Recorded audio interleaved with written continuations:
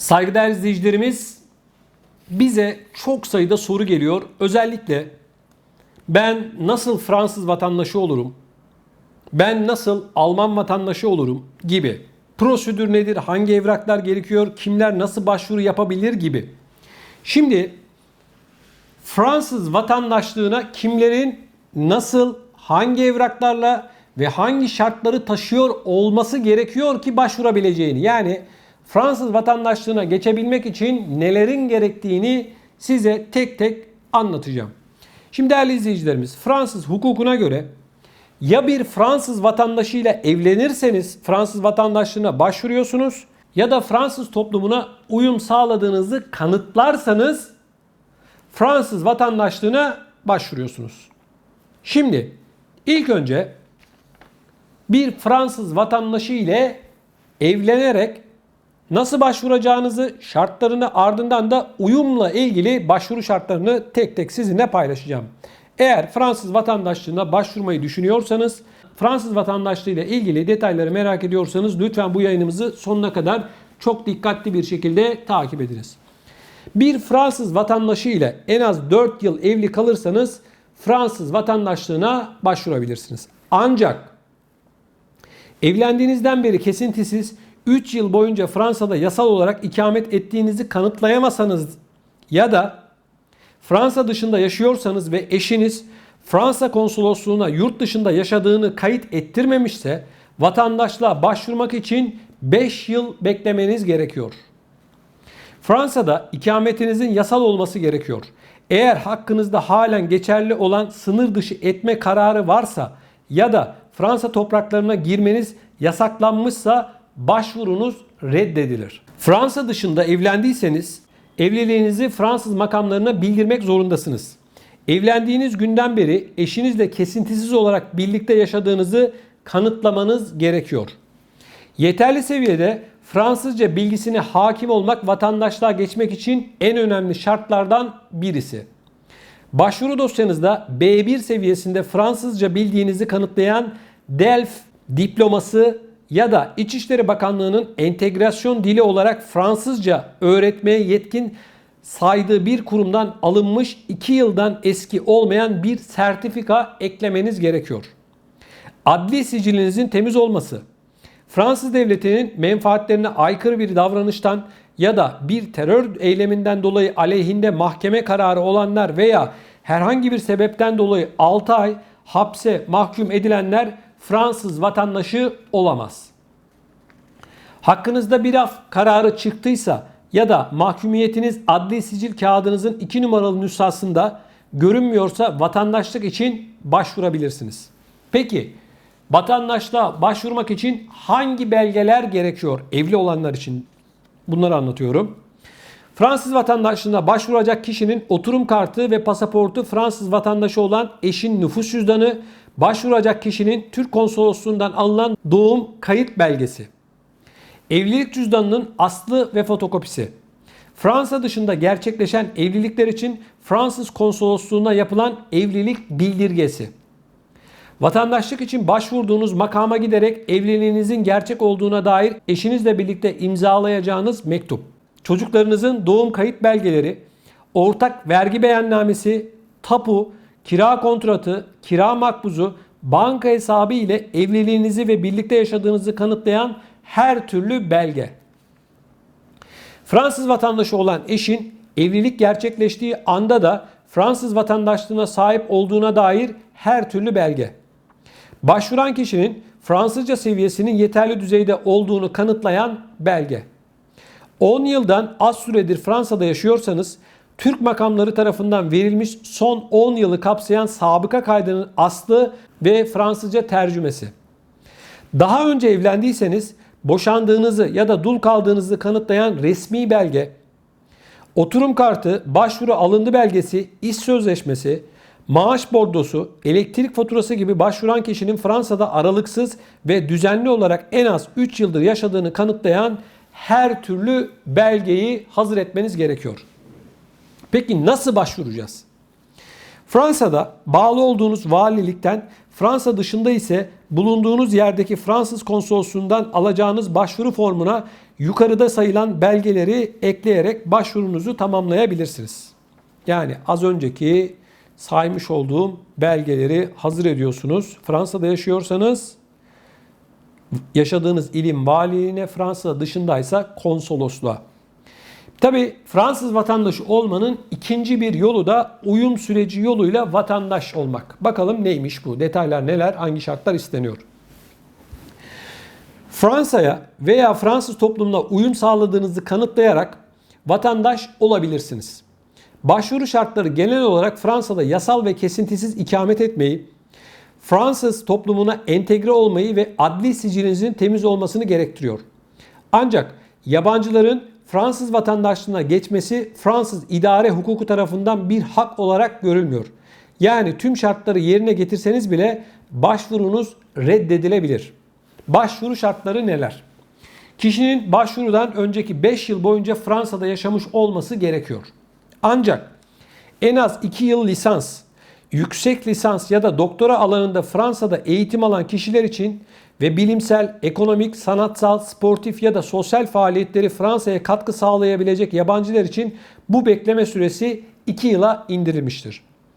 Gönüllü olarak ya da askerlik hizmeti kapsamında Fransa için bir savaşta savaşanlar, sundukları olağanüstü hizmetlerle Fransa ulusal çıkarları için çalışanlar, Fransa'da mülteci statüsünde bulunanlar ve ana dili Fransızca olan bir ülkede en az 5 yıl Fransızca eğitim alanlar Fransız vatandaşlığına başvurmak için beklemek zorunda değiller. Fransız vatandaşlığına geçmek isteyen kişinin 18 yaşından büyük olması gerekiyor. Ancak ebeveynlerinden biri Fransız vatandaşlığına geçmiş olan ve Fransa'da 5 yıl boyunca yaşamış olan çocuklar da Fransız vatandaşı olmak için başvuru yapma hakkına sahip.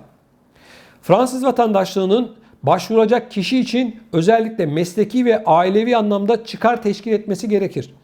Yani eşi ve çocukları Fransa dışında olan birinin başvurusu reddedilebilir. Başvuru anında oturma izni sahibi olmak gerekir.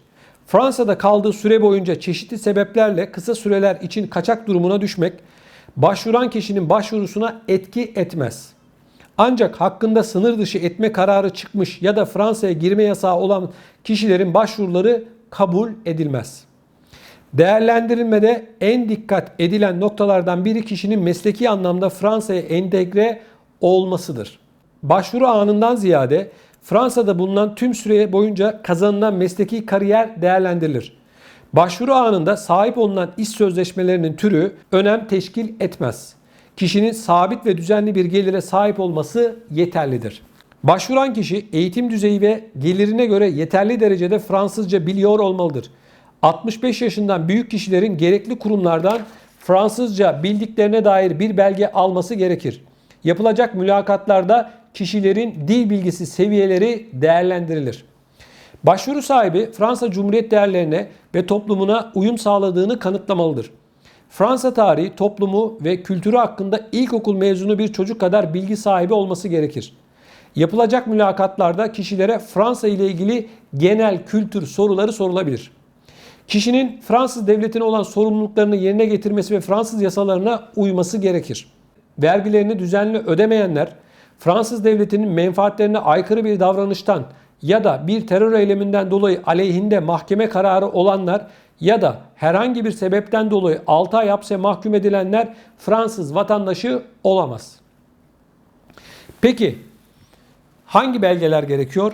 Valilikten alınmış ve elle doldurulmuş 2 adet başvuru formunu, geçerli oturum kartının arkalı önlü fotokopisi, pasaport fotokopisi, doğum kaydı belgesi, başvuru sahibinin anne ve babasının doğum, evlilik tarihi ve yerlerinin bildirilmesi için Türkiye'den ya da Türk konsolosluğundan alınacak vukuatlı nüfus kayıt örnekleri ya da bunları içeren çok dilli belge, pasaport fotokopisi. Evli ya da dul iseniz, evlilik cüzdanınızın fotokopisi ya da konsolosluktan verilen medeni halinizi belirten çok dilli bir belge. Çocuklarınız var ise her çocuğun doğum kaydı ve öğrenci belgeleri. Ev sahibiyseniz tapu, kiracıysanız kira kontratı, kira makbuzları, son 3 aya ait elektrik faturaları. Birlikte başvurmuyorsanız eşinizin oturum kartının fotokopisi, eşinizin neden sizinle birlikte başvurmadığını açıklayan bir mektup, bakmakla yükümlü olduğunuz kişiler varsa onların oturum kartları, askerlik durumunuzu açıklayan belge. 10 yıldan daha az bir süre Fransa'da yaşıyorsanız, Türk makamları tarafından verilmiş son 10 yılı kapsayan sabıka kaydının aslı ve Fransızca tercümesi. Son vergi beyannamesi ve son 3 yıla ait tüm vergi borçlarınızı ve ödemelerinizi belirten vergi dairesinden alınan P237 vergi bodrosu. Son 3 ayda çekilmiş 2 adet vesikalık fotoğraf. Devletten herhangi bir sosyal yardım alıyorsanız, kira, çocuk yardımı gibi, bunları kanıtlayan belgeler. Çalışıyorsanız son 3 yıla ait iş sertifikaları, maaşınızı, görevinizi ve işe başlangıç tarihinizi belirten geçerli iş sözleşmesi, son 3 aya ait maaş bordolarınız gerekiyor. İş arıyorsanız, iş bulma kurumuna kayıtlı olduğunuza dair belge. Son 3 aya ait işsizlik maaşı belgeleriniz. Son 3 yıl boyunca çalıştığınız yerlere ait belgeler. Tüccar ya da esnafsanız, bağlı bulunduğunuz meslek odasına kayıtlı olduğunuza dair belge. Şirketin statüsü, şirketin son 3 yıllık bilançosu, vergi bodrosu gerekiyor. Serbest meslek sahibiyseniz, son 3 yıllık gelirinizi kanıtlayan belgeler, mesleğinizle ilgili yaptığınız her türlü resmi kayıt ve bildirimlere dair evraklar. Emekliyseniz, emekli kartınız, son emekli maaşınıza dair bodro, başvurunuzu teslim ettikten sonra kişisel ya da ailevi durumunuzla ilgili, yani boşanma, evlenme, doğum, taşıma vesaire, herhangi bir değişiklik olduğu takdirde başvuru formunda bunun için ayrılmış sayfayı doldurarak en kısa zamanda dosyanızı inceleyen kuruma ulaştırmanız gerekiyor. Peki süreç nasıl işliyor bakalım. Eksiksiz bir şekilde tamamladığınız başvurunuzu alan valiliğin ya da Fransız konsolosluğunun dosyanızı teslim ettiğinize dair belgeyi elden ya da posta ile vermesiyle vatandaşlık için gerekli prosedür resmen başlamış olur. Valilik ve emniyet görevlilerinin verdiğiniz bilgi ve belgelerin doğruluğunu, evliliğinizin gerçek olup olmadığını araştırmasının ardından dosyanız İçişleri Bakanlığı'na gönderilir. Kararını açıklamak için en fazla 1 yıl süresi olan bakanlığın olumlu cevap vermesi durumunda kişi kararın açıklandığı andan itibaren Fransız vatandaşı sayılır. Başvurana verilen karar örneğiyle Fransız kimlik kartı ve pasaportu çıkartılır. Bakanlığın vatandaşlık başvurusunu reddetmesi durumunda gerekçeli kararı alan başvuru sahibi 6 ay içinde bu karara itiraz etmeye hakkına sahiptir. Peki başvuru ücreti? Dosyanıza gerekli tüm belgelerin yanı sıra 55 euroluk bir pul eklemeniz gerekiyor. Şimdi anlatacaklarıma çok dikkat edin. Dosyanıza koyduğunuz Türkçe belgelerin yeminli tercüman tarafından Fransızcaya tercüme edilmiş olması gerekiyor. Belgelerin tercüme edilmiş hallerinin mutlaka orijinali dosyaya konmalı. Adınızı bir Fransız ismiyle değiştirmek ya da Fransız ismi ekletmek isterseniz bunu da başvuru formunda belirtmeniz gerekir. Medeni ve kişisel bilgilerinize dair belgeleri Türkiye'deki nüfus müdürlüklerinden aldığınız takdirde belgelerin arkasına orijinal olduklarına dair uluslararası damga anlamına gelen apostil vurulması gerekir. İstenilen belgelerden bazılarını dosyaya eklemek olanağı olmaması durumunda bu durumun bir mektupla açıklanması gerekiyor. Peki değerli izleyicilerimiz, çocukların Fransız vatandaşlığına geçmesi nasıl oluyor? Göçmen ailenin Fransa'da doğan çocukları maalesef otomatik olarak Fransız vatandaşlığına sahip olamıyor. Ancak yaşlarına ve Fransa'da yaşadıkları süreye göre kendilerine farklı kolaylıklar sağlanıyor. 13-16 yaş arasındaki çocuklar, anne babası Fransız vatandaşı olmayan ancak kendisi Fransa'da doğan ve 8 yaşından beri Fransa'da yaşayan 13-16 yaş aralığındaki çocuklar vatandaşlığa başvurabilir. Bağlı bulunan yerdeki adliyeye yapılacak başvuru 6 ay içerisinde cevaplanır. 16-18 yaş arasındaki çocuklar. Göçmen anne babaları Fransa'da doğmuş çocukları 16 yaşına geldiklerinde Fransa'da yaşıyorlarsa ve 11 yaşından beri kesintili ya da kesintisiz olarak en az 5 yıl Fransa'da ikamet etmişseler vatandaşlığa başvurabilirler. Ailenin iznini gerektirmeyen başvuru bağlı bulunan adliyeye yapılır, 6 ay içinde cevap alırlar. 18 yaşını dolduran çocuklar. Göçmen ailelerin Fransa'da doğmuş çocukları 18 yaşına geldiklerinde Fransa'da yaşıyorlar ise 11 yaşından beri kesintili ya da kesintisiz olarak en az 5 yıl Fransa'da ikamet etmişseler otomatikmen Fransız vatandaşı olurlar.